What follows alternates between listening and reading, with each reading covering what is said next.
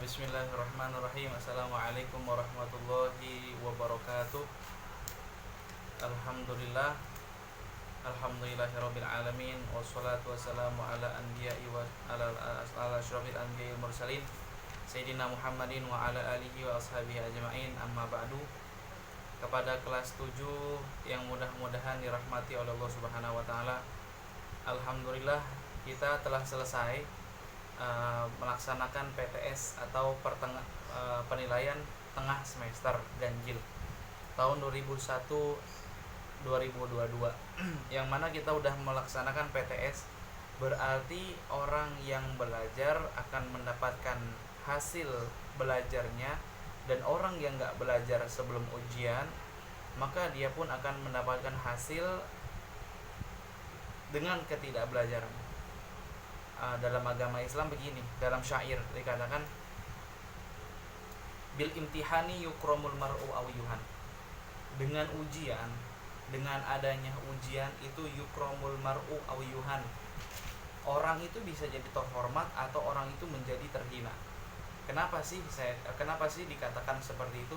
Karena dengan ujian, kalau seandainya dia lulus dengan ujiannya, dia lulus dengan cobaannya, dia lulus dengan tes semester kayak begini, dia akan menjadi mulia kalau seandainya dia mempersiapkan sebelum ujian. Tapi kalau seandainya tidak mempersiapkan, tidak ada pelajaran apapun di otaknya, maka dia akan yuhan, dihinakan. Karena orang yang berilmu sama orang yang nggak berilmu itu beda. Kalau orang yang berilmu dia terhormat. Dalilnya ada, yarfa'illahu alladhina amanu minkum walladhina utul ilma darajat. Allah akan mengangkat seseorang yang beriman dengan seorang yang berilmu darajat. Nah, maka setelah ujian kita tahu nih hasilnya nih. Kalau seandainya hasilnya 80 ke atas, nah maka itu yukrom, dihormatin. Wih, hebat, nilainya bagus. Tapi kalau seandainya nilai kecil, yuhan, bakalan dihinakan. Maka nanti pas penilaian akhir semester ganjil nih, usahakan mencari nilai yang terbaik. Sekarang kita buka bab keempat, indahnya kebersamaan dengan sholat berjamaah. Di sini apa sih yang namanya sholat jamaah itu? Sholat jamaah itu adalah jamak. Jadi dalam bahasa Arab ada mufrad, ada mutsanna, dan ada jamak. Kalau mufrad itu sendiri, kalau mutsanna berarti itu berdua, kalau jamak berarti itu tiga. Nah, sholat berjamaah ini adalah sholat yang dilakukan bareng-bareng. Nah, kita ini kan kadang-kadang sholat 5 waktu ada yang sendiri, yang perempuan bagusnya sendiri. Kalau yang laki-laki bagusnya berjamaah.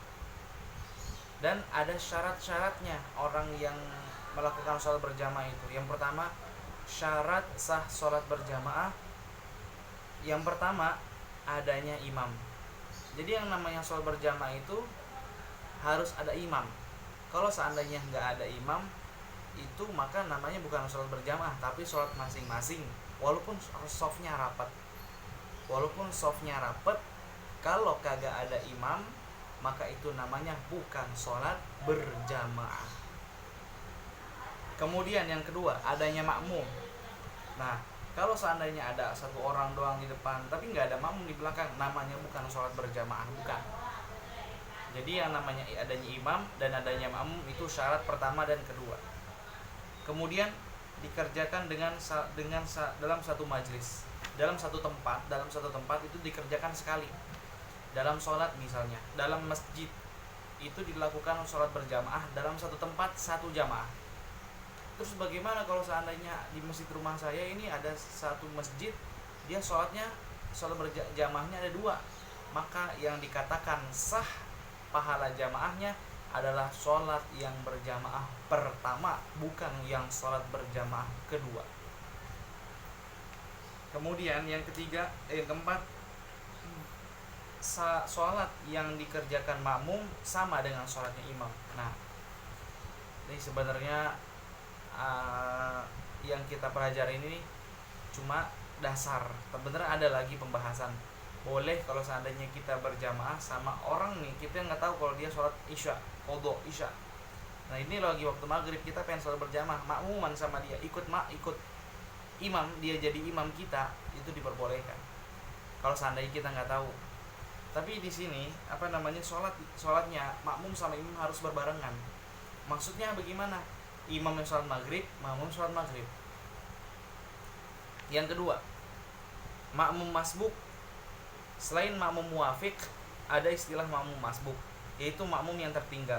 Jika makmum datang terlambat, maka didahulukan dengan niat sebagai makmum dan mengikuti segala gerakan imam. Contoh begini, imam lagi rakaat ketiga. Terus kita baru datang nih. Imam udah rakaat ketiga sholat maghrib. Pas udah tasyahud awal kan berdiri tuh rakaat ketiga. Kita baru datang. Takbir aja Allahu Akbar. Rakaat ketiga sampai imam salam itu kita ngikutin. Setelah imam salam kita baru berdiri lagi nambahin 2 rakaat. Nah itu namanya makmum masbuk. Makmum masbuk itu makmum yang ketinggalan. Yang ketinggalan rakaat itu yang namanya makmum masbuk. Kemudian di sini halaman 36 ada yang namanya halangan berjamaah, halangan sholat berjamaah. Ada yang pertama, hal-hal yang menyulitkan perjalanan ke masjid seperti hujan lebat atau angin kencang. Nah kita itu diperbolehkan sholat di rumah boleh, karena yang namanya sholat jamaah itu hukumnya 2. Yang pertama fardu kifayah, yang kedua sunnah muakkadah. Tapi ada banyak ulama yang mengatakan sholat berjamaah ini hukumnya sunnah muakkadah. Tapi sholat subuh sampai sholat isya itu hukumnya fardu ain. Wa man taraka, barang siapa yang meninggalkan fardu ain, maka orang tersebut telah berbuat dosa. Faqad athim, maka orang tersebut telah berbuat dosa. Tapi kalau seandainya tidak melakukan sholat berjamaah itu boleh saja, karena itu sholat berjamaah hukumnya sunnah muakkadah yang ditekankan. Sunnah itu apa sih? Ma yuthabu ala fi'lihi wa la yu'aqabu ala tarkihi.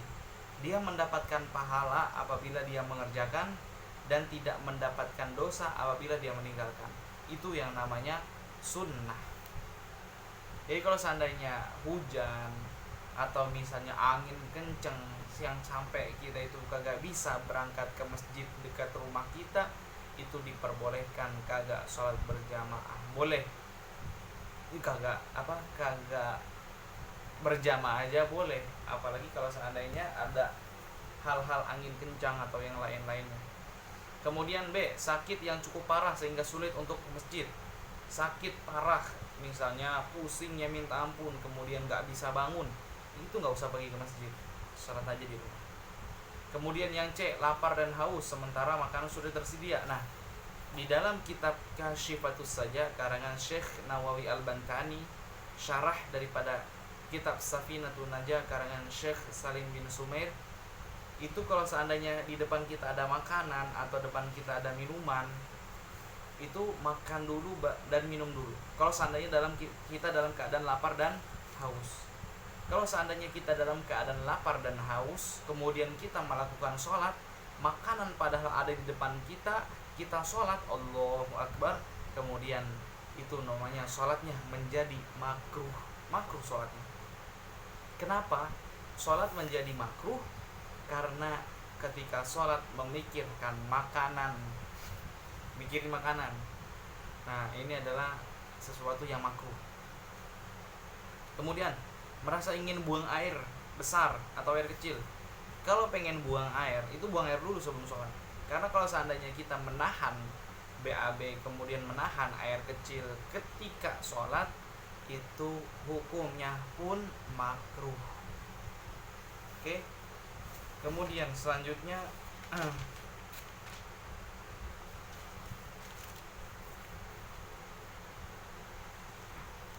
kemudian yang B, ada tata cara berjamaah. Berikut ini yang merupakan tata cara melaksanakan sholat wajib berjamaah. Sebenarnya bukan sholat wajib, sholatnya wajib, tapi berjamaahnya sunnah. Ada sebagai berikut. Yang pertama, sholat berjamaah diawali dengan adzan dan iqamah.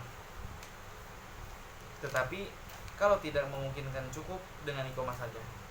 Jadi kalau misalnya yang namanya sholat berjamaah itu diawali dengan azan dan iqamah. Azan dan iqamah. Kenapa sih disebut azan? Nih hebatnya bahasa Arab. Azan itu kan kalau seandainya kita paham kan, azan itu memanggil. Azan itu memanggil dari kata udunun. Udun itu artinya telinga. Azan artinya kalau seandainya ada suara azan masuk ke telinga. Jadi kalau seandainya orang yang punya kuping, orang yang punya telinga, ngedengar azan langsung berangkat, langsung mengerjakan sholat. Kalau seandainya dia mengerjakan sholat, misalnya saya nggak dengar azan, berarti kupingnya budek. Kemudian yang kedua, barisan soft di belakang imam diisi oleh jamaah laki-laki, sementara jamaah perempuan beradanya di belakang. Jadi misalnya ada 3 soft, imam paling depan, kemudian di soft belakang itu imam laki-laki depan, kemudian belakang imam laki-laki, kemudian orang perempuan di mana, di sono, di agak belakangan. Nah jadi jangan terlalu dekat di antara makmum laki-laki dengan makmum perempuan. Harus ada satir, harus ada penutup, harus ada pembatas. Karena itu bainar rojuli wal mar'ati as-satr. Karena yang namanya laki-laki dengan perempuan itu harus ada satar, ada penutupnya. Kemudian di dalam pelaksanaan sholat berjamaah, seorang imam membaca bacaan sholat yang ada nyaring atau jahar. Jadi kalau seandainya ada ungkapan jahar, berarti itu tuh suara nyaring. Suara nyaring itu pas lagi sholat maghrib, kemudian sholat isya, kemudian sholat subuh. Dan yang dilirihkan sir itu apa? Sembunyi-sembunyi, artinya sir itu pelan.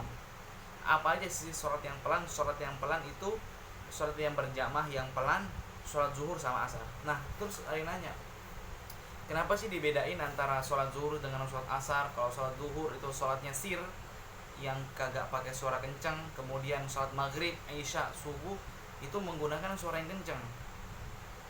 Nah ini sebenarnya ada di zaman Rasulullah begini. Dulu di zaman Rasulullah,